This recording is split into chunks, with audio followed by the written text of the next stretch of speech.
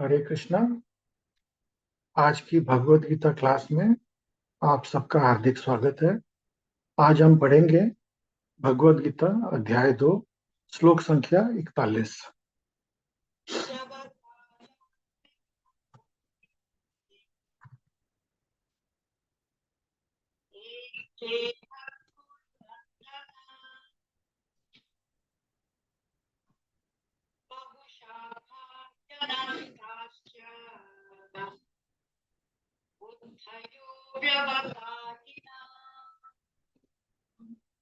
अनुवाद।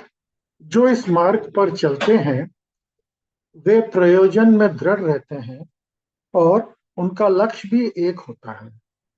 हे कुरुनंदन, जो दृढ़ प्रतिज्ञ नहीं है उनकी बुद्धि अनेक शाखाओं में विभक्त रहती है।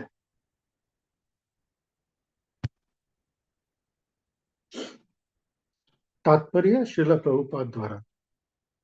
ये दृढ़ श्रद्धा की कृष्ण भावनामृत द्वारा मनुष्य जीवन की सर्वोच्च सिद्धि प्राप्त कर सकेगा। व्यवसात्मिका बुद्धि कहलाती है। तो व्यवसात्मिका मतलब कंसंट्रेशन, आदमी को एकदम फोकस्ड होकर के कोई काम करना। जैसे पिछले श्लोक में बताया गया था कि हमको भक्ति योग के द्वारा भक्ति योग का हमको अनुसरण करना है। लेकिन क्या आपको लगता है ये इतना आसान है? ये बहुत मुश्किल है, क्योंकि हमको इससे रोकती कौन है? माया। और माया कौन है? माया स्वयं भगवान की शक्ति है। वो हमको क्यों रोकती है? क्योंकि अनवांटेड लोग अगर भगवान के पास जाएंगे जो कि प्योर नहीं है तो वो भगवान को एक डिस्टरबेंस क्रिएट करेंगे। इसलिए वो हमको रोकती है, हमको प्यूरिफाई होने के लिए डायरेक्ट करती है। और जब हम प्यूरिफाइड हो जाते हैं तो वही हमको भगवान तक ले जाती है। अब माया जैसे कि एक कॉइन होता है, उस कॉइन के दो पहलू हैं, हेड और टेल। तो एक होती है योग माया और दूसरी होती है महामाया। तो महामाया जो है वो हमको रोकती है और योग माया जो है वो हमको भगवान से मिलाने में हेल्प करती है। तो हम ये इससे छुटकारा कैसे पाएं, हम फोकस्ड कैसे हों? तो आगे भगवान इस चीज के बारे में बताएंगे कि फोकस्ड होना अभ्यास योग युक्त है ना, हमको अभ्यास करते रहना चाहिए। अब जब हम अभ्यास करेंगे तब ही हम भक्ति योग में सफल हो पाएंगे।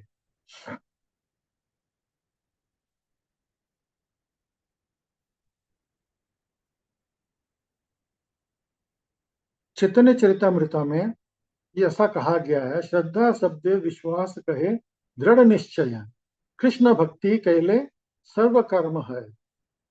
श्रद्धा का अर्थ किसी भी अलौकिक वस्तु में अटूट विश्वास। जब कोई कृष्ण भावनामृत के कार्य में लगा होता है तो उससे परिवार, मानवता या राष्ट्रीयता से बद्ध कर कार्य करने की आवश्यकता नहीं होती।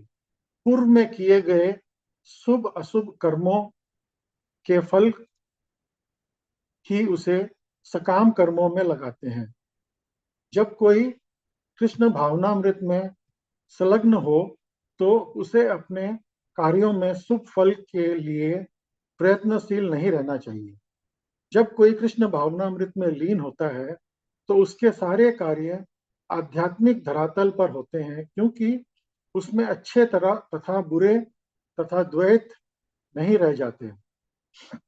कृष्ण भावनामृत की सर्वोच्च सिद्धि देहात्म बुद्धि का त्याग है।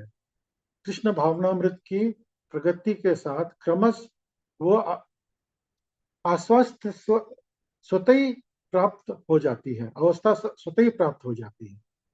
तो जब हम फोकस्ड होकर के भक्ति करेंगे तो हमको दूसरे किसी कार्य करने की जरूरत नहीं पड़ेगी। एक काम करने से सारे काम हो जाते हैं। जैसे भगवान बोलते हैं, तुम रहोगे मेरे नाम में तो मैं रहूंगा तुम्हारे काम में, और तुम रहोगे अपने काम में तो मैं रहूंगा अपने धाम में। भगवान अपने धाम में बहुत खुश हैं। हम अगर भगवान के नाम में, उनकी भक्ति में लगे रहेंगे तो भगवान हमारा काम अपने आप करते रहेंगे। अभी एक राजा हुए हैं, तो माधव सिंह जी, वो अपने पूजा कर रहे थे, और उन्होंने अपने मंत्रियों को और सेनापति को ये आदेश दे रखा था कि जब मैं पूजा में रहूं मेरे को बिल्कुल भी डिस्टर्ब ना किया जाए। तो एक समय जब वो पूजा में थे, उनके जो दुश्मन राजा थे पड़ोस देश के, उनको ये पता लग गया कि भाई ये उनका पूजा का टाइम है, इस समय उनको डिस्टर्ब नहीं किया जाएगा।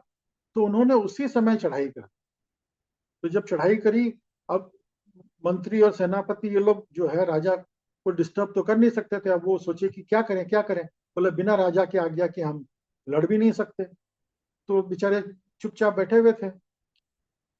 थोड़ी देर के पश्चात जब उसकी पूजा पूर्ण हुई राजा की, वो बाहर आया, तो उन लोगों ने बताया, तो बोले अच्छा चलो चलो लड़ाई की तैयारी करो। तो देखते हैं कि आगे दुश्मन के सारे सैनिक मरे पड़े हुए हैं, और एक बुढ़िया माई आगे कुछ फल बेच रही थी। तो राजा ने पूछा भाई ये सैनिक मर कैसे गए। बोले एक घुड़सवार आया था, योद्धा, उसने सबको मार डाला। फिर वो बहुत भूखा था, और उसने मेरे से फल मांगे, मैंने उसको फल दे दिया। लेकिन फिर उसने बोला कि माई मेरे पास तो पैसे नहीं है। तो मैं बोली भाई मेरा मेरा मेरा मेहनताना कैसे होगा। तो उन्होंने अपनी अंगूठी जो है ये मेरे को दे दी। बोले ये अंगूठी तुम लो, और ये जब राजा आएंगे उनको दे देना, और तुम्हारा जो भी मेहनताना है राजा दे देंगे। और उसने वो अंगूठी निकाल के राजा को दिखाई। राजा ने देखते ही पहचान ली कि ये तो उनके भगवान की अंगूठी है, जो उनके भगवान को पहनाते हैं। तो राजा ने जाकर के देखा अपने पूजा के कमरे में, तो भगवान ने अंगूठी नहीं पहन रखी थी, वही वही अंगूठी थी। तो कहने का तात्पर्य यह है कि वो जो योद्धा जो युद्ध कर रहा था वो भगवान स्वयं थे, और उन्होंने राजा के बिहाफ पे वो युद्ध करके उस युद्ध को जीता। तो राजा भगवान की पूजा में था, भगवान के नाम में था, तो भगवान राजा के काम में थे। और अगर राजा खुद लड़ाई करता तो उसका जो जीत हार वो राजा का होता, पता नहीं जीतता कि नहीं जीतता। तो इसलिए हमको भगवान के ऊपर पूर्ण श्रद्धा रख करके भक्ति करनी चाहिए। आगे पढ़ेंगे। कृष्ण भावनामृत व्यक्ति का दृढ़ निश्चय ज्ञान पर आधारित है। वसुदेव सर्वमिति महात्मा सुदुर्लभ। कृष्ण भावनामृत व्यक्ति अत्यंत दुर्लभ जीव है, जो भली भांति जानता है कि वासुदेव या कृष्ण समस्त प्रकट कारणों के मूल कारण हैं। जिस प्रकार वृक्ष की जड़ सींचने पर स्वतः ही पत्तियों तथा टहनियों में जल पहुंच जाता है, उसी प्रकार कृष्ण भावनामृत होने पर मनुष्य प्रत्येक प्राणी की अतर्थ अपने परिवार की, समाज की, मानवता की सर्वोच्च सेवा कर सकता है। यदि मनुष्य के कर्मों से कृष्ण प्रसन्न हो जाएं, तो प्रत्येक व्यक्ति संतुष्ट होगा।